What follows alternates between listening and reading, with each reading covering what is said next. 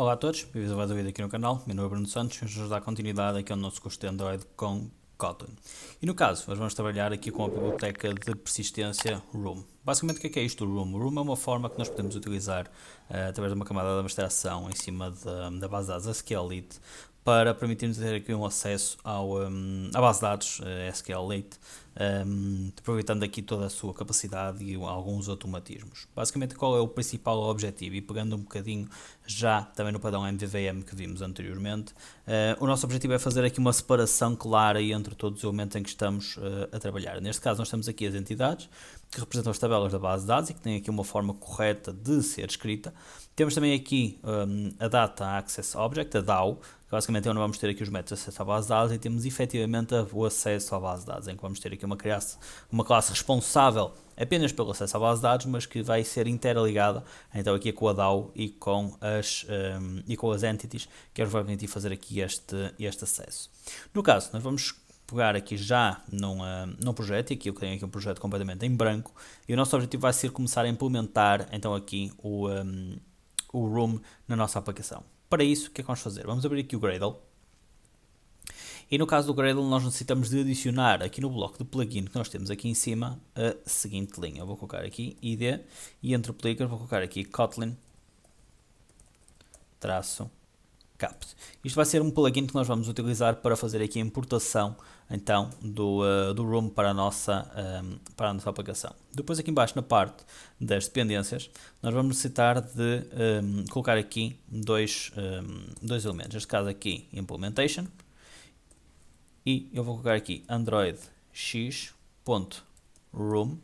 e vamos utilizar aqui o Room Runtime. Vamos aqui só verificar. Este aqui, neste caso, a data atual de gravação do vídeo, nós estamos aqui com a versão 2.5.1, no caso de ser aqui uma versão diferente, poderá ter aqui uma ou outra caso em que não esteja exatamente igual, mas no caso nós vamos trabalhar aqui com esta versão 2.5.1, que é a versão mais recente. Posso dizer que tudo o que nós vamos trabalhar aqui, desde que seja da versão 2.4.3 para cima até a esta 2.5.1, vai funcionar tudo exatamente igual. Para além disso, nós vamos querer também colocar aqui capt, e isto é que nos vai permitir puxar então aqui do capt Android x.room, e queremos puxar aqui o Room Compiler, neste caso exatamente igual àquela versão anterior. No caso podemos também utilizar todos os componentes desde a 2.4.3. Vamos assim sincronizar para ele fazer-nos então aqui o puxar do Room. Reparem que ele aqui ao estar a descarregar algumas informações acerca do Room, é algo que um processo que não demora muito tempo e que nos permite nós fazermos aqui esta implementação. Podemos também já agora fazer aqui um update também aqui do Android Core, aqui no caso estava para a versão 1.7, vamos voltar aqui para a versão mais recente, neste caso é 1.9. E automaticamente conseguimos puxar aqui toda esta informação. Passo seguinte, vamos criar aqui a nossa classe modelo. E no caso vamos fazer o seguinte, eu vou criar aqui então uma Kotlin class, neste caso eu vou chamar aqui user model, ok? E esta classe é que nos vai permitir nós colocarmos aqui os vários conteúdos acerca do nosso modelo, como sendo a nossa tabela da base de dados. No caso eu vou identificar aqui val id do tipo int como sendo 0, vou colocar aqui um val username do tipo string, aqui também com o valor vazio, e um val password. Neste caso depois vamos necessitar também de fazer aqui a alteração.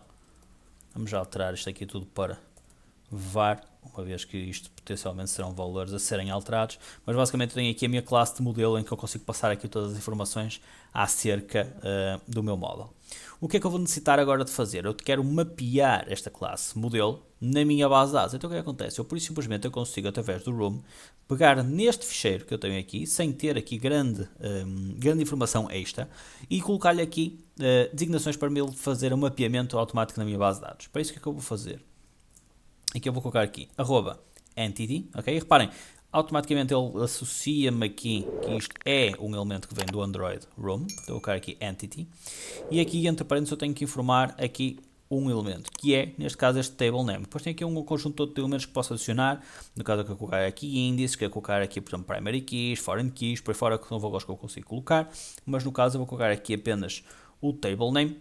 e vou identificar que isto seria a tabela de user, ok? Ou seja, neste momento ele automaticamente vai-me pegar aqui nesta classe do user model, vai-me mapeá-la dentro da minha tabela user, dentro da minha base de dados.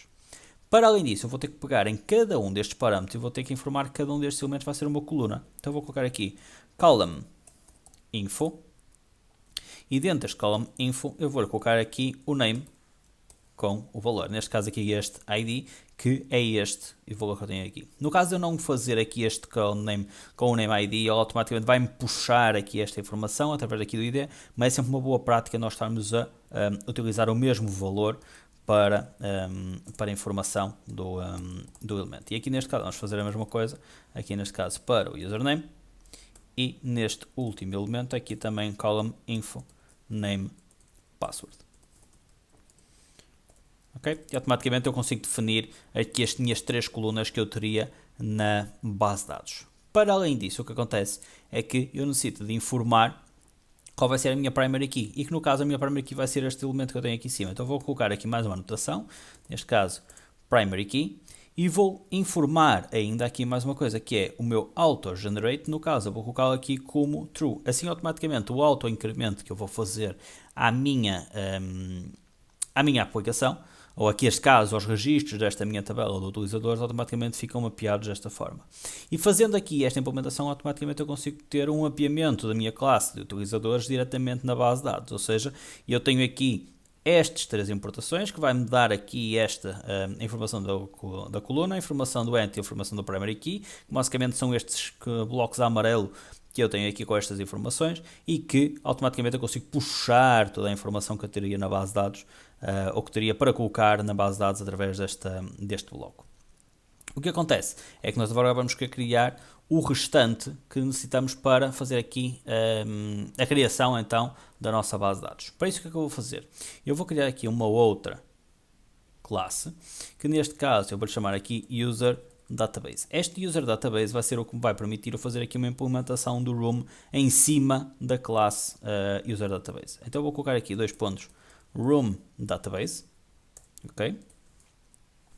Em que neste room database, reparem, eu estou aqui a receber um erro, ok? Porque ainda falta-me aqui implementar o match, mas antes de eu fazer aqui este processo, eu vou querer fazer aqui a colocação disto como sendo uma classe abstrata, e vou-lhe informar aqui que isto será uma database. Dentro desta database eu tenho que lhe informar aqui as entities, e as entities basicamente será um array, e neste array eu vou identificar que este user model será uma tabela para esta base de dados. Então vou colocar aqui user model, 2 pontos, classe, ok? Aqui apenas classe, não classe.java, para identificar que tem aqui este elemento, e necessito também de passar aqui uma versão. Neste caso vamos colocar aqui, por exemplo, versão 1, para termos aqui esta implementação, ok? No próximo vídeo vamos dar seguimento então aqui a este processo, fazendo aqui também a implementação para um singleton dentro desta base de dados. Qualquer dúvida, já sabem, deixem nos comentários, subscrevam o canal para continuar a receber novidades, sigam-me também nas redes sociais e participem na nossa comunidade do Discord, e vemos no próximo vídeo.